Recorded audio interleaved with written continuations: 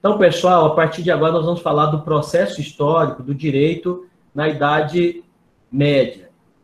Esse processo, eu gostaria que vocês destacar 3 períodos importantes: o século V, o século IX e o século XII, né? O século V, o século IX e o século XII, tá certo? Por quê? Primeiramente, do primeiros 5 séculos, o que nós temos? Nós temos aí o Império Romano. As fases históricas, né, de Roma foram divididos ali. Tem uma questão lá que caiu isso aí, que é realeza, república e império. E nós temos, nesse período aqui, o Império Alto Império, né, e o Baixo Império. O Alto Império de 27 a 284 depois de Cristo, e o Baixo Império, quer dizer, a fase já em que o Império começa a entrar em falência, de 284 a 585, então esse Império vai entrar em decadência. Nesse período, depois desse período, nós temos aí, então, a Idade Média, né, depois do século V até o século XII, nós temos a Alta Idade Média, a Idade Média podendo ser dividida aí entre Alta e Baixa Idade Média. Então, a Alta Idade Média vai até o século IX e a Baixa Idade Média, já dando essa ideia de que está se caminhando para o fim desse período, né, histórico, vai até ali o século XII, até terminar com o início da Idade Moderna. Então, nós temos aqui século V, marcado no ano 476, pela queda do Império Romano. A Alta Idade Média vai ser esse período de estruturação e consolidação desses povos bárbaros que invadiram, que tomaram, derrubaram o Império. E depois nós temos, nesse período chamado Baixa Idade Média, a consolidação do feudalismo. Essa vai ser a composição. Então, voltando lá para o início, nos primeiros 5 séculos, o que nós temos? Nós temos uma união da igreja e do império. Vai acontecer. Num primeiro momento, o cristianismo ele é perseguido, né? Há um misto de perseguição e aceitação. Em um determinado momento, os cristãos eram perseguidos porque eles não aceitavam adorar o imperador. Lembrando que eu já falei que essa era uma das características de imposição do dominador, né, do império, que era o culto ao imperador. Essa era uma forma de aceitar, né, a imposição do vencedor, do dominante sobre o dominado. E os cristãos não se rendem, né, à adoração do imperador, e por esse motivo, um dos períodos mais cruéis é o de Nero. Muitos cristãos passam a fazer parte daqueles espetáculos públicos, né, sendo comidos por leões no Coliseu e tantas outras atrocidades que são feitas pelos cristãos. Mas, apesar disso, os cristãos, eles crescem, né? A igreja continua se fortalecendo, se expandindo, e chega um momento em que vai haver uma avaliação política de que, se não poderia vencer os cristãos, aquele ditado, já que não posso vencer o inimigo, alice a ele. E então, o que vai acontecer? Em 310, nós temos em Constantino a liberdade de culto aos cristãos. E, na verdade, Constantino é realmente o principal, né, o principal feito dessa junção política de tornar o cristianismo a religião oficial do Império, a partir dessa primeira decisão aí de Constantino de dar liberdade de culto aos cristãos, que vai se concluir em 380 com Teodósio I, que vai realmente declarar que o cristianismo é a religião oficial do Império. A partir disso, nós vamos ter, do século V, nós vamos ter agora a invasão dos povos bárbaros. Vamos começar a compreender o que significou isso, né? O que era o bárbaro? Os bárbaros eram estrangeiros, tá certo? Não era só por causa da sua força ou de não ter a cultura romana. Então, inicialmente, a ideia do bárbaro é o estrangeiro, o estranho. Depois tem essa conotação cultural também daquele que não tem a cultura no caso dos gregos, né, eram chamados bárbaros, aqueles que não tinham a cultura helênica, né. Vamos ter algumas características, como é que eram esses povos antes dessa invasão. Primeiro, eles funcionavam basicamente com diferenças funcionais, ou seja, era uma sociedade estratificada com funções específicas, né? Cada parcela, cada cidadão tinha a sua função dentro da comunidade. Então, era uma comunidade muito simples. Em termos econômicos, era um povo, basicamente, que vivia da agricultura e do pastoreio, então era água para pastoril, essa economia. Não havia a propriedade privada, então toda a terra, os bens pertenciam à coletividade, né? Pertenciam à tribo, tinha a terra que era do clã, da família, então não havia essa propriedade privada, propriedade do indivíduo. Portanto, esses povos, de um modo geral, eles não tinham desigualdade, certo? Porque havia essa noção de que tudo pertencia à família, tudo pertencia à coletividade. Isso eram as características dos povos bárbaros antes de tomada do território. Agora, gente, a gente fala de invasão dos povos bárbaros, só que a gente tem que lembrar que quem invadiu primeiro foram os romanos. Foi Roma que expandiu, né, que saiu ali daquela pequena cidade chamada Roma e cresceu e expandiu o seu império, e invadindo e tomando este território, expulsando esses povos. Depois eles se reorganizam, eles começam, né, eles não desistem da luta e vão implementando derrotas ao Império Romano, e à medida que o Império também vai enfraquecendo, esses povos vão invadindo, porque o Império tornou-se grande demais. Vamos fazer uma relação agora entre os bárbaros, né, e os romanos, ou seja, depois da invasão, quais são as características que esses povos bárbaros eles vão adquirir a partir, então, dessa interação com os romanos. Então, as terras que são tomadas, né, pelos povos bárbaros, elas vão pertencer a alguns indivíduos. Então, aí você já vai começar a nascer a propriedade privada para uma determinada parte desse povo, ou seja, para uma elite, para a aristocracia desses povos bárbaros. Vamos sempre chamar de aristocracia essa parte essa parcela da sociedade que é dominante, né, que domina a sociedade, tá certo?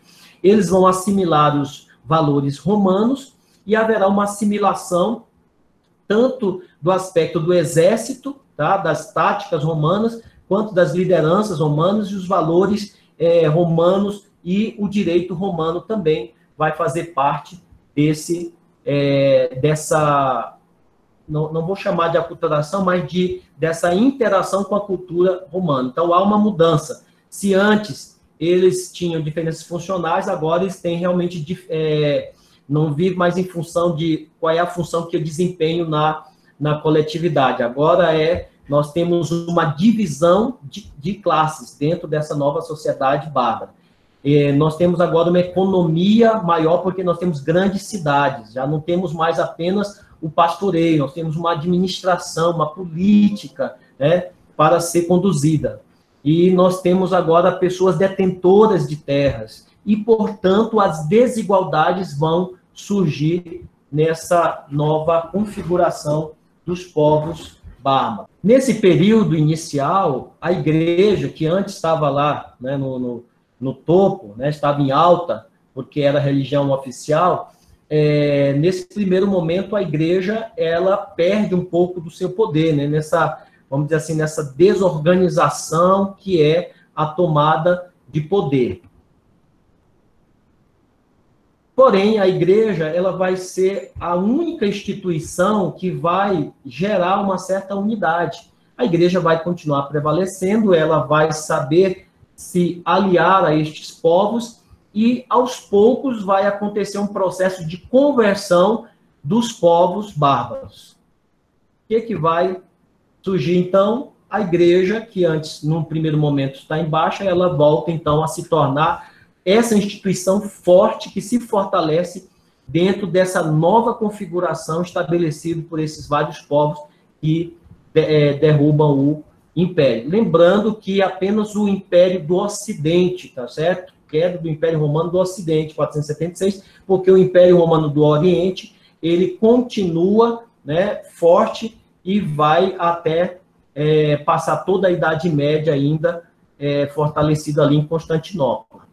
Bom, dentro desse aspecto da conversão dos povos bárbaros, quais são as características que nós temos aí desses povos? Primeiro, nós temos uma desconcentração de poder. Então, antes, o que nós tínhamos, gente? Nós tínhamos um poder concentrado em Roma, nós tínhamos um imperador, nós tínhamos um direito único, que era estabelecido para todas as regiões. Então, nós tínhamos a concentração de poder. Agora, são vários povos tomando uma redistribuição geográfica, geopolítica, e com vários centros de poder. Há uma divisão de propriedade, que é interessante, como é que eles resolvem essa questão das terras tomadas, né? Porque venceu a guerra, agora, como é que vai ficar a distribuição da terra? Vão surgir, basicamente, 3 formas de lidar com essa distribuição da terra. As hospitalitas, né, que era uma forma de... como é que eles faziam? O invasor, ele detinha 2/3, né, da terra e permitia que o vencido ficasse com 1/3. Era uma questão de ou você dá os 2/3 para o hóspede, né, ou você perde tudo. Então, essa foi uma das estratégias dadas por alguns povos, né, que eram a permanência dos romanos, dos vencidos, em uma parte da terra.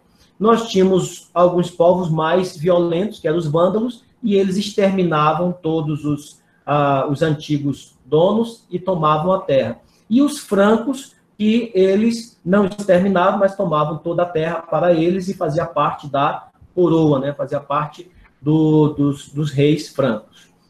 E nesse período também vai acontecer um fortalecimento da nobreza, ou seja, porque a terra foi distribuída e ela, na verdade, ficou com alguns indivíduos, né, com parte da sociedade, e outra parte da terra vai ser dada, concedida, né, que a gente vai falar mais à frente, então, sobre o feudalismo, para os soldados que vêm da guerra. Então, haverá um fortalecimento da nobreza desses povos bárbaros. E vai surgir um rei que vai unificar esse império, que vai se chamar Carlos Magno, e a gente fala um pouquinho dele mais à frente, tá? Veja aí o que eram as hospitálitas. 2/3 das terras pertenciam aos hóspedes, que eram os bárbaros, um hóspede muito guloso. Carlos Magno, ele vai unificar o poder e vai trazer um grande desenvolvimento já aí no final da Idade Média. Falar como é que funcionava, e isso nos interessa, né? Como é que funcionou o direito, então, nesse período da Idade Média, né? Da invasão dos povos bárbaros. Nós temos um dualismo e depois um pluralismo. O que consistiu esse dualismo?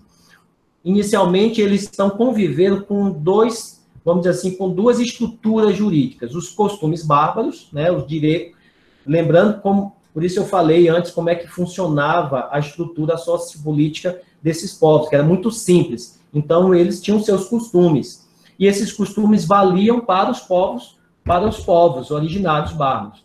E eles aplicavam o direito do Império Romano para os romanos. Por isso, aquela questão do direito de personalidade e depois o direito de territorialidade, que eu vou falar ainda. Chega um momento em que o direito romano ele vai ser ineficaz, porque os povos bárbaros eles vêm de uma outra estrutura.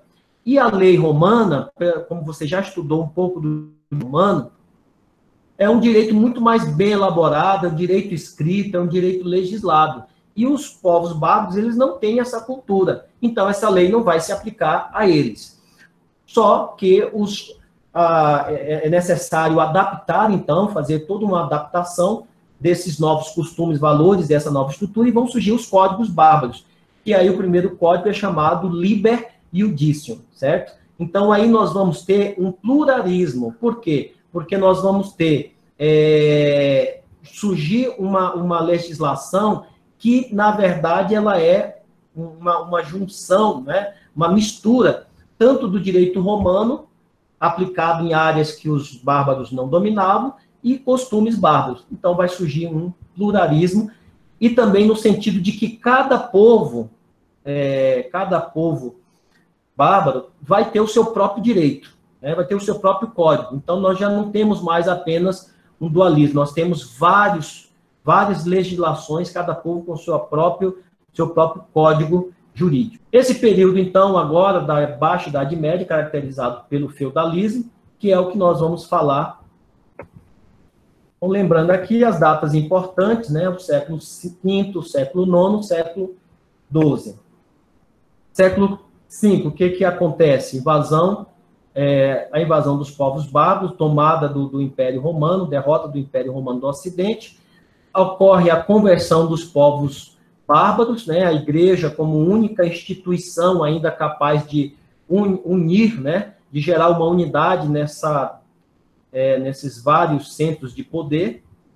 Então, a igreja cristã, ela vai ela vai crescer novamente, ela vai se empoderar ainda mais nesse período.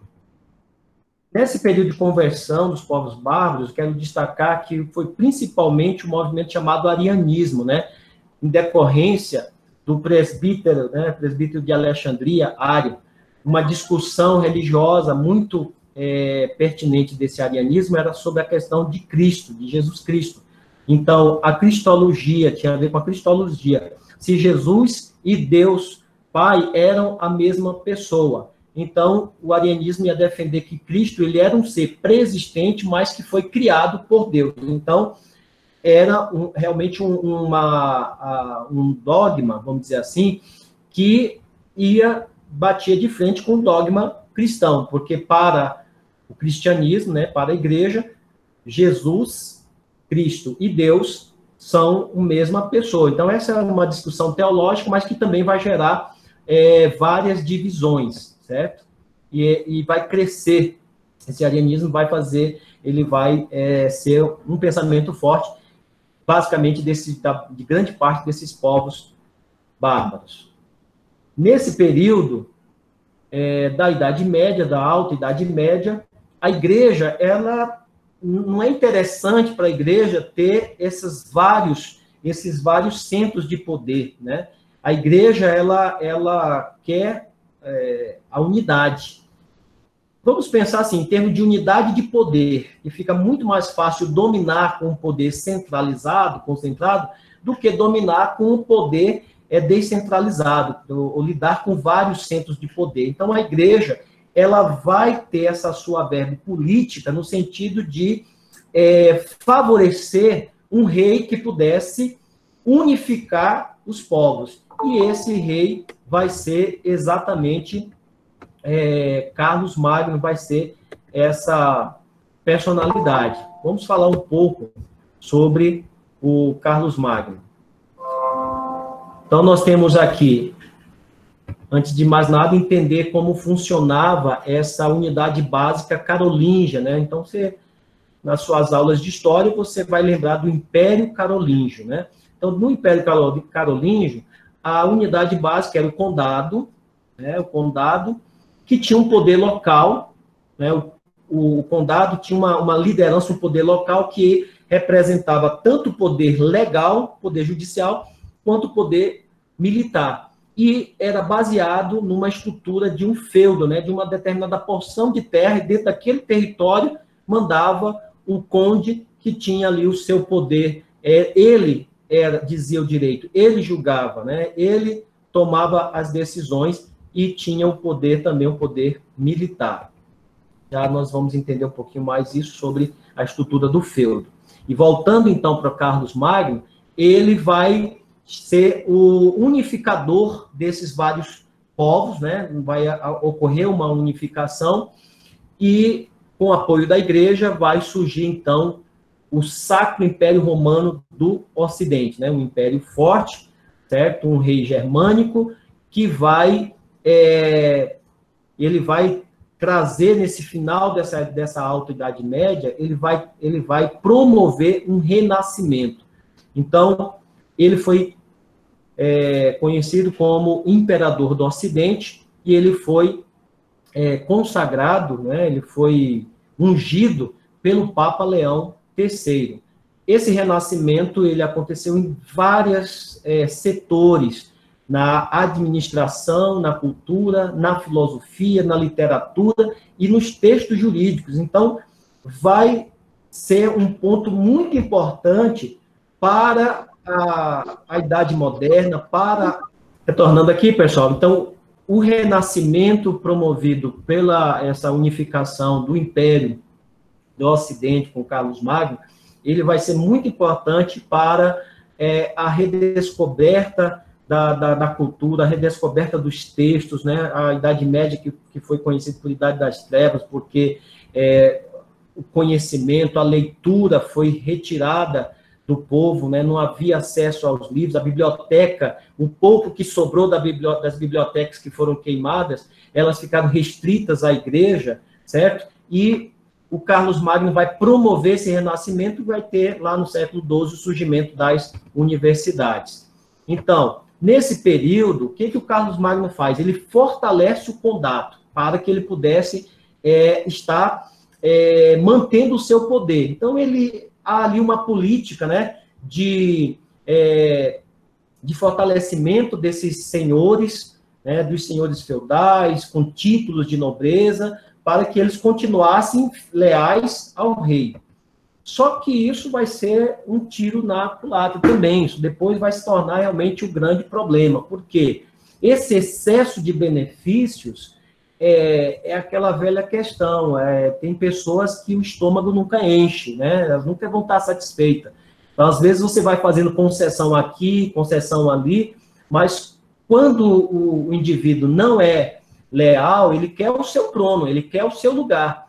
Então, ele pode até calar-se por um tempo, mas ele vai querer o seu lugar, então, esse excesso de benefícios, ele vai chegar um momento que não vai ser suficiente. Então, aos poucos, esse império carolíngio vai enfraquecendo, porque há todo um interesse desses condes, uma ganância para que eles possam tomar o poder. Então, o império ele se fragiliza.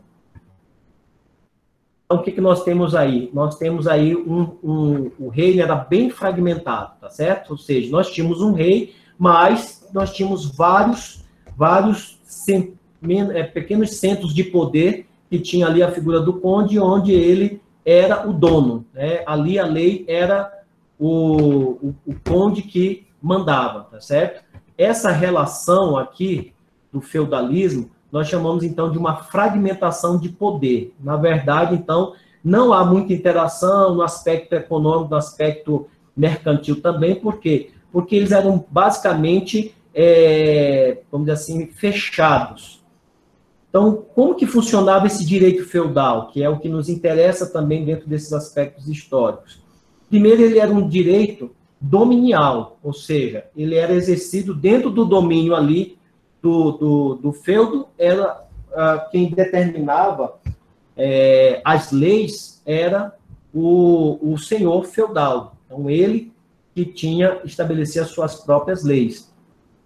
A relação era baseada numa relação, né, de vassalagem e sucerania, em que havia, por parte do sucerano, do vassalo, um pacto de lealdade, né, de honrar o senhor, de servir, né, de pagar os impostos. Em troca disso, eles recebiam uma parte uma terra para que eles pudessem trabalhar, e também havia um direito de herança, né, de passar para os seus sucessores. E em troca, o senhor, ele oferecia proteção, porque ele tinha o exército, né? Então, quem tem o exército, imagine-se que tem o poder, né? Então, nos tempos que não havia Constituição, o que vale é a força do exército. Eu espero que a gente esteja entendendo até hoje que o exército ele está submetido ao poder da lei, porque nós vivemos num Estado constitucional de direito, né? Muito bem, é só um parênteses, uma crítica atual.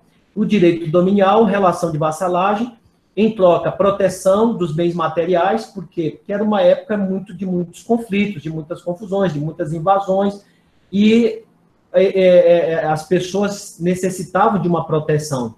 Então, esses nobres que tinham um exército e tinham o amparo do rei, era que poderiam fornecer essa proteção, por isso ficava essa relação de dependência, que era uma característica muito forte do feudalismo, tá certo?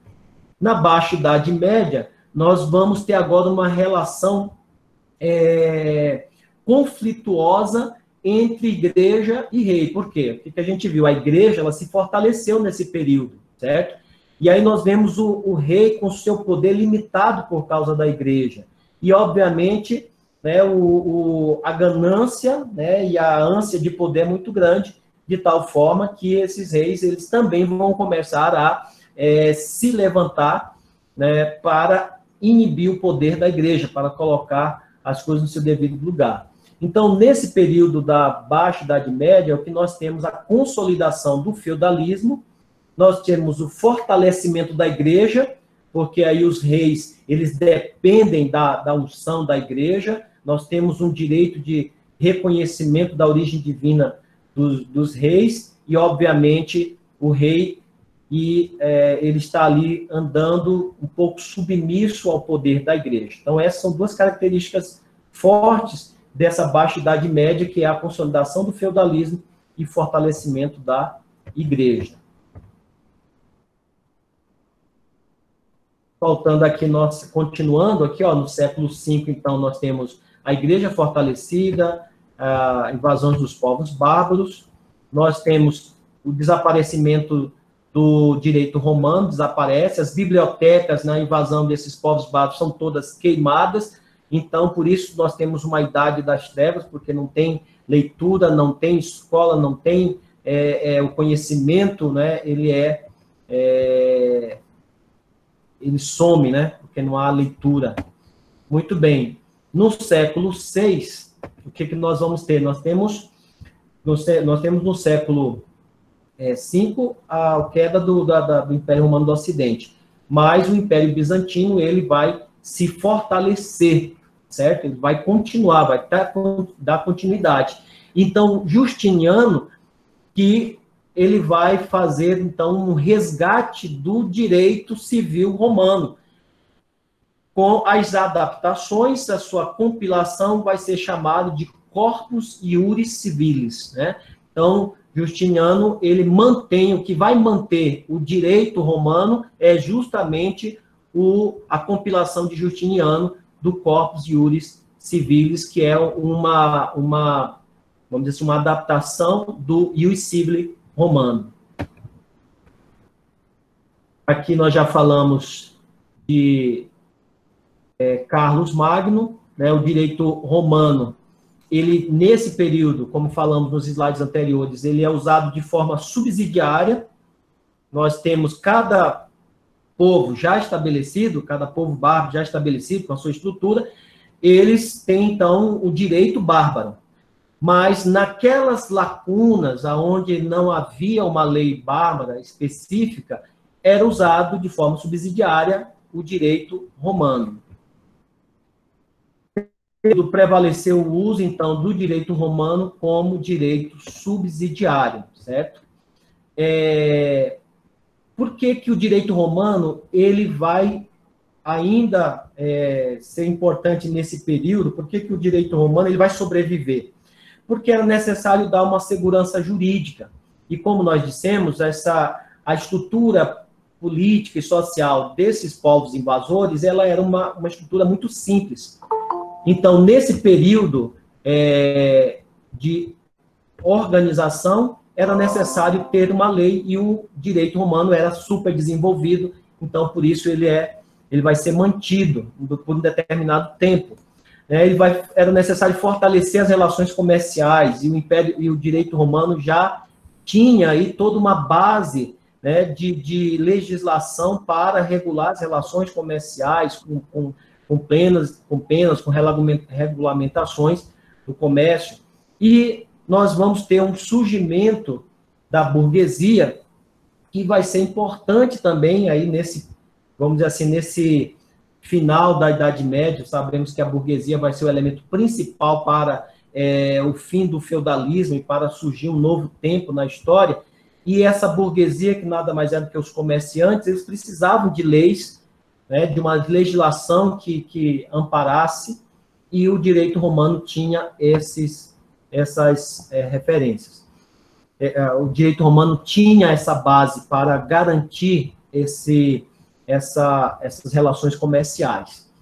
Veja, aos poucos, o continente ele vai tomando forma. Então, vocês veem aí no slide os povos já bem estabelecidos, e isso vai ser vamos dizer assim, uma base para o surgimento dos estados modernos. Ou seja, essa geografia ela vai se alterando de acordo aí com esse processo de tomada e estabelecimento desses povos.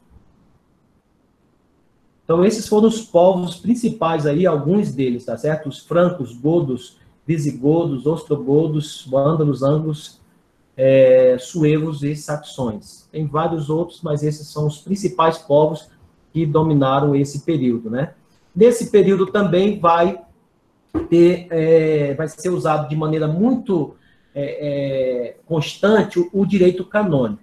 Sobre o direito canônico, é importante a gente dizer o seguinte, que, primeiro, o direito canônico ele é próprio da igreja, ele surge para a relação, para disciplinar as relações da igreja. Só que depois esse direito canônico vai, com o empoderamento da igreja, ele vai se tornando, ele vai se aplicando cada vez mais para regular a vida civil e política, né? Então, o direito canônico, ele vai ser utilizado fora da sua esfera, que seria as questões religiosas. Ele vai passar a discutir questões políticas e da sociedade de um modo geral. No século IV, nós temos Constantino, só para relembrar aí a questão da igreja, decretando a liberdade de culto. A queda do Império Romano, a igreja é a única organização estruturada e política jurídica, né, que vai manter uma certa unidade.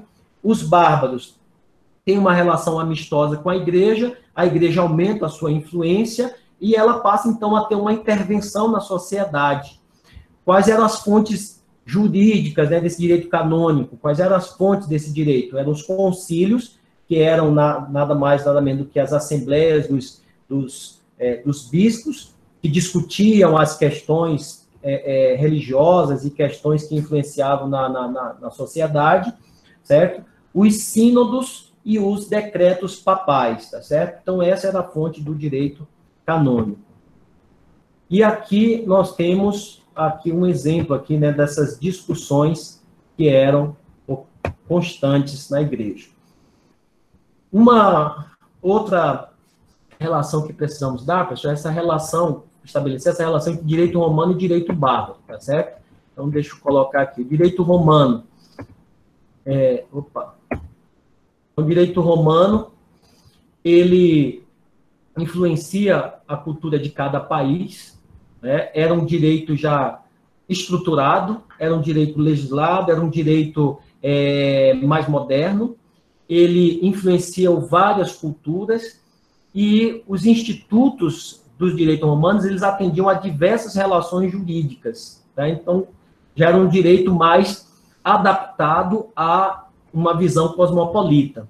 Enquanto a partir do direito bárbaro, né, ele era um direito baseado no costume, e nós temos, nesse período bárbaro, um dualismo jurídico, como nós falamos, em que se aplicou, em parte, o direito aos costumes dos povos bárbaros e, em parte, o direito romano, ou que se aplicou o direito bárbaro para os bárbaros e o direito romano para os povos vencidos, os povos romanizados, né? Os romanos continuou se aplicando o direito romano. Então, nós tivemos uma primeira fase desse dualismo, que era essa convivência desses dois direitos.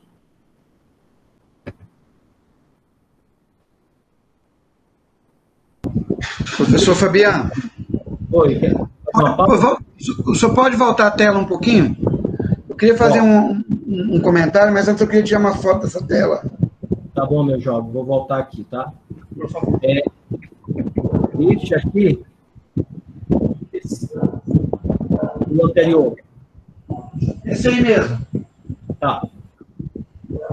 Ok. Professor, o senhor pontuou várias vezes as concepções de conhecimento e de, digamos assim, de produção científica no decorrer da Idade Média. Alguns historiadores, alguns estudiosos da história, colocam a Idade Média, né, e até acha pejorativo a expressão Idade das Trevas. Correto. Por quê? Porque outrora as produções históricas colocavam esse período do século IV ao século... Oi, teu áudio sumiu. Meu áudio? Consegue me ouvir, não? Voltou, pode falar. Então,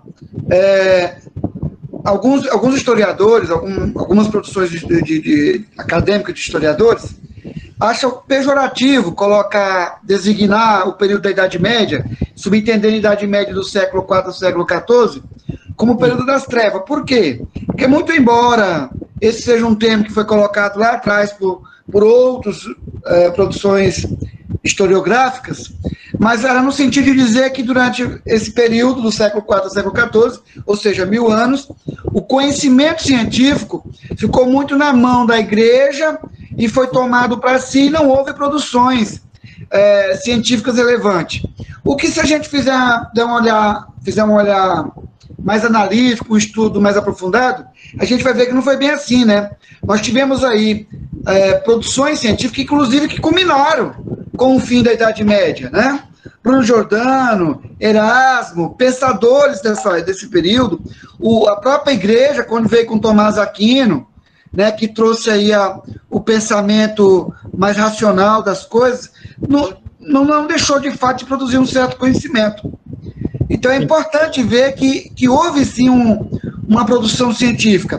Lógico que esse conhecimento científico bateu de frente com o dogma da igreja, e a gente percebe isso até nos filmes que são retratados, quando qualquer verdade que era contrário a esse dogma era alvo da Inquisição, né? Só para constar. E uns filmes que retratam muito bem isso aí é a Fábula Rei Arthur, com o Wilson, que retrata muito bem isso aí, Os Últimos Cavaleiros, recentemente, com Morgan Freeman, e no contraponto dessa Idade Média também, do conhecimento, do período feudal, quando a gente caminha lá para o Império do Oriente, nós temos aí os 47 Ronins que tratam também desse período. Foi só para fazer essa ponte aí, professor. Obrigado. Não, tá correto. Eu queria complementar mais uma coisa. Mais uma coisa, Francisco. Além disso, tem essa ideia de período das trevas, mas vale ressaltar que no Oriente Árabe, era de ouro do Oriente Árabe, da ciência árabe, etc. Tem um filme que mostra isso, que é o Físico, que seria o médico em inglês, The Physician, que ele mostra isso, que no mesma época que era a época das trevas, entre aspas, na Europa, era a época de ouro da filosofia, da ciência árabe, nesse mesmo período. Correto. São dois Curiosamente, pontos. Viu, professor? Curiosamente, há 800 anos atrás, a Europa era assolada por uma pandemia, a peste negra, que mudou as relações de poder, que mudou as relações do poder com a plebe, que mudou as concepções de saúde pública, de políticas públicas, né? Tal qual o mundo hoje. É engraçado. Bom, eu não sei se vocês viram aí pelo slide que eu montei, a gente está falando de um período muito longo. Então, essas datas que foram colocadas pela história tradicional como períodos, como marcos históricos, né, grandes marcos históricos, não significa necessariamente que a história tenha a gente possa conceber a história só a partir dessas divisões, porque são marcos históricos para um determinado espaço, né? Assim, ela é uma visão, um marco histórico para o Ocidente, né? E aí o Pedro faz esse contraponto. Para o Oriente estão vivendo outros momentos, outros fatos históricos. Então, assim, esses fatos históricos são importantes porque, infelizmente, eu posso dizer felizmente, mas está na nossa raiz, a nossa história ela é contada a partir dessa herança judaica, cristã, romana, não é isso? ocidental. Então, e nós continuamos muito presos a ver a história apenas dentro dessa perspectiva. Correto. Aí, quando você, Francisco, colocou sobre questionando realmente esse título, Idade das Trevas, por quê? Né? Porque quando vem um movimento de renascimento, eles vão considerar esses renascentistas que eles retomam, na verdade, eles retomam aquele conhecimento filosófico dos gregos que foi banido pela igreja, ou cristianizado, né, adaptado aos moldes da igreja. E onde o conhecimento, como você mesmo ressaltou na sua fala, onde o pensamento ele é limitado aos dogmas da igreja, né? E tudo aquilo que limita, tá certo? Já que o conhecimento é luz, está inibindo a luz de expandir, tá certo? Então, nesse aspecto, a gente tem que refletir. Não significa que não houve nenhum tipo de produção, mas ela não teve a liberdade, né, ou tanta, vamos dizer, tanta efusão quanto teve aí nesse período do fim da Idade Média e do Renascimento, ok?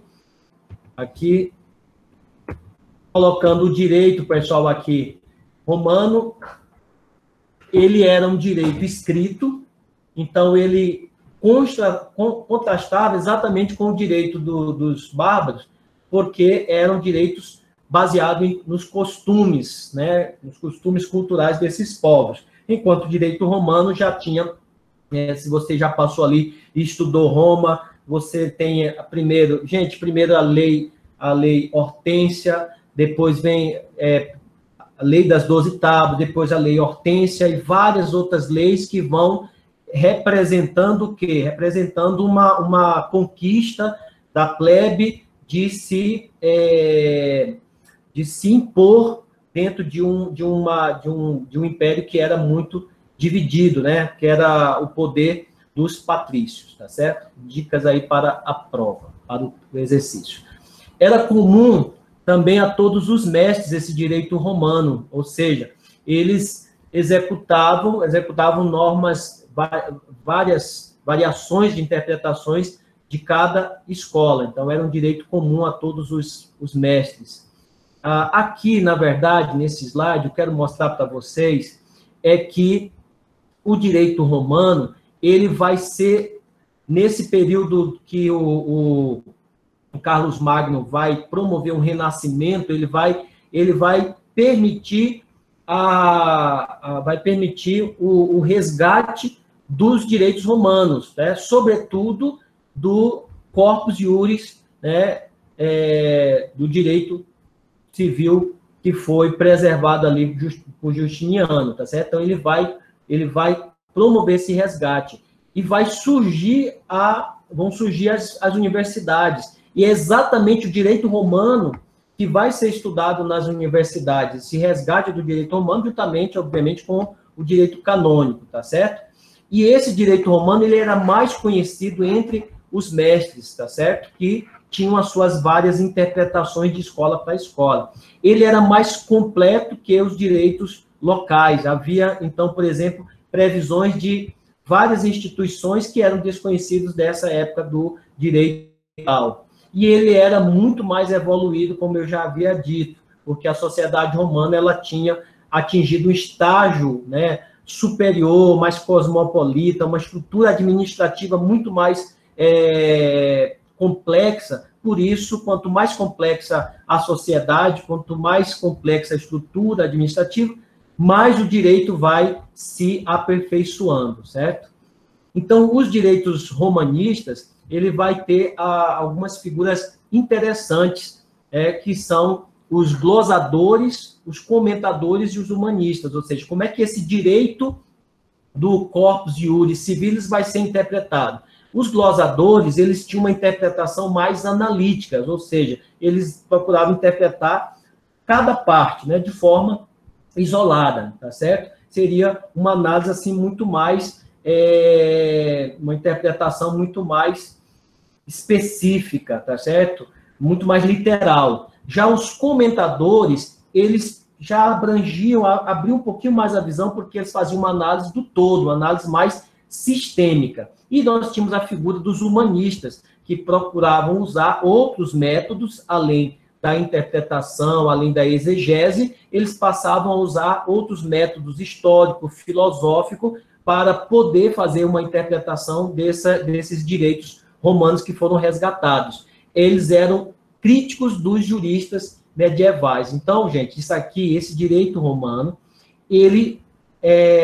direitos romanistas, são os direitos humanos que são resgatados agora com a criação das universidades e onde novos intérpretes vão surgir. Entre eles, nós temos, então, essas três categorias, os glosadores, comentadores e os humanistas, tá certo? Então, qual que foi a importância dessas universidades? Olha, nós já passamos pelo período de estruturação, organização dos povos bárbaros, nós passamos pelo estabelecimento do feudalismo, nós vimos como o Império Carolíngio ele vai surgir como um elemento unificador desses vários centros de poder, né? Vamos ter agora um Império Ocidental, e que vai favorecer o surgimento, a partir de Carlos Magno, vai favorecer o renascimento político, administrativo, cultural e do conhecimento. Então, surgem as universidades. Nós temos agora o estudo da ciência do direito nessas universidades. Nós temos um direito ainda de base canônica, porque as universidades surgem dentro das igrejas. E, nesse período, nós vamos ter a conhecida escolástica. Vocês devem lembrar lá de Santo Agostinho, que nós temos conhecido nesse período da teologia como patrística, que é a teologia dos pais da igreja. E a escolástica, que nós vamos ter como expoente Tomás de Aquino, que é o estudo das escolas que voltam a estudar a filosofia, né? Trazem de volta a filosofia aristotélica para poder discutir nas universidades. Então, há uma redescoberta dessas obras clássicas, tanto romanas quanto produzidas pela igreja. Tomás de Aquino ele vai discutir novamente um tema muito forte, que é fé e razão, e na perspectiva do Tomás de Aquino, fé e razão, elas têm o mesmo propósito, elas não se anulam, né? O conhecimento não anula a fé. Lembrando que, durante todo o período da Alta Idade Média, né, a fé é superior à razão, toda resposta é baseada na fé, ou seja, quando eu digo baseado na fé, é baseado nos dogmas da igreja. E aí Tomás de Aquino, ele vai trazer de volta o diálogo entre conhecimento, que vai dar base ao conhecimento científico, ou seja, a produção, reflexão humana, e fé, racionalidade e fé. Nós temos também uma discussão sobre um sistema jurídico, certo? Dentro das universidades, vamos rediscutir um sistema jurídico, e o principal método que vai ser usado na escolástica é o método dialético, que consistia o mestre, né, propor vamos dizer assim, uma tese, e os alunos iriam discutir, e depois nós teríamos uma tréplica, né? Ou seja, essa dialética que seria a contraposição de pensamentos até se chegar a um resultado. A ideia era sempre chegar a um resultado, né, a fechar uma ideia.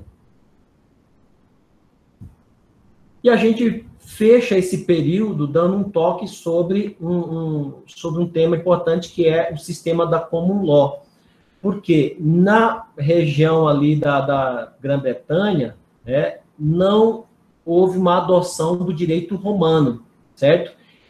Por eles estarem numa ilha, eles se distanciaram, não foram tão influenciados pelo direito romano.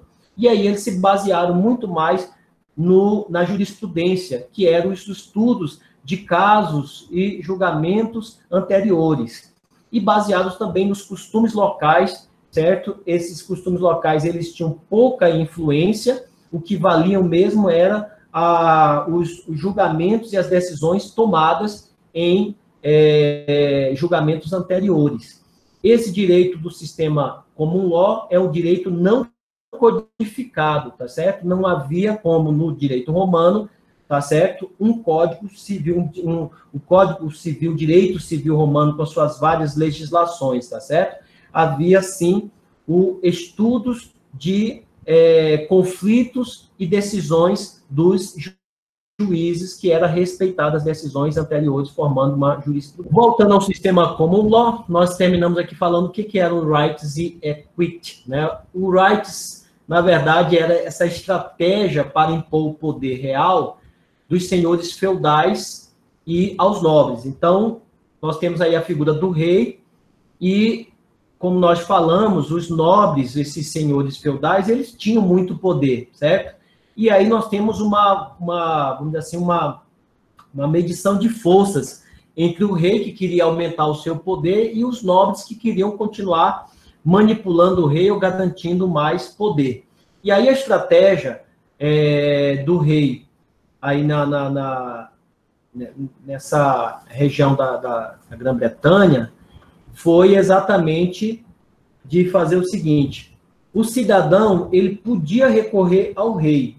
Havia a figura do chanceler, que ele emitia uma ordem, que era um right, ao xerife. Vejam que são já figuras diferentes, né? Nessa figura anglo-saxônia já é são outras funções. E o xerife tinha que cumprir a demanda.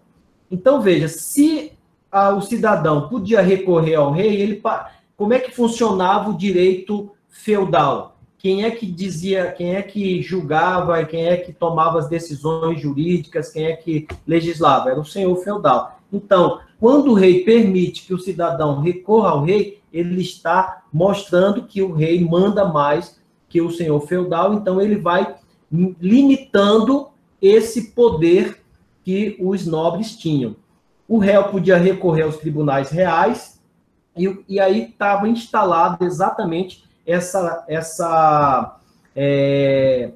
medição de forças entre os nobres e o rei. E dentro dessa luta de forças aí, nós temos o surgimento da Carta Magna, que foi exatamente uma forma de barrar o poder do rei, chamado João Sem Terra, e aí os nobres, né, eles impõem essa derrota ao rei, e para que ele não perdesse o seu reinado, ele aceita, né, ser uma monarquia constitucional, tá certo? Ou seja, uma monarquia regida por uma constituição. Equity é uma nova jurisdição onde o chanceler decide conforme a equidade, entre o costume e a lei. O objetivo, então, era fazer justiça, e julgar segundo a equidade seria ter essa flexibilidade entre lei, tá certo? Entre a lei e o caso concreto, buscando realmente que houvesse uma justiça em cada caso, tá ok? Então, são esses os nossos apontamentos que nós tínhamos para passar para vocês, para a gente fechar aqui o nosso material de história